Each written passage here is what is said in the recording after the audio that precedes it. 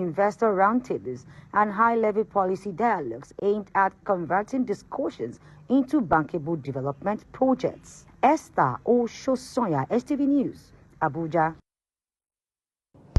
A new survey by the Africa Polling Institute has revealed that Nigerians have greater trust in religious and traditional leaders than in government institutions. This raises concerns about public confidence and national cohesion.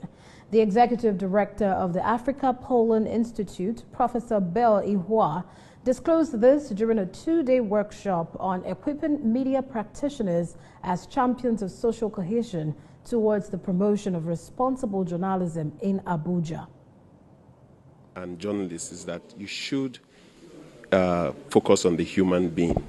When you try and speak to human beings more and take their perspectives, your story gets a balance, your story gets, it improves social cohesion, because often what I see about our practice as journalists is that we're relying so much on either releases or we're relying on just the perspectives of government. But bring that perspective to hear from the people, and you are going to see a completely new story. And the data shows that the country today is not as united as it was maybe 10 years, 20 years ago. So a lot has shifted. And because of those shifts, and we've seen the shift in areas of religion, in areas like tribe, and much more recently we've experienced or we've witnessed political affiliation is creating a lot of division.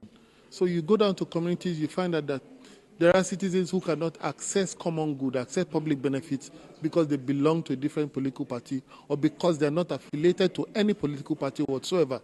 So these are all symptoms of weak social cohesion. Some certain things we take for granted, and then living here, you go back and you actually recognize that you have a fundamental role in making sure that those national objectives that we talk about in our constitution, that you actually have a role to making sure that it's not only the government that the national objectives are meant for, to make sure that they achieve it.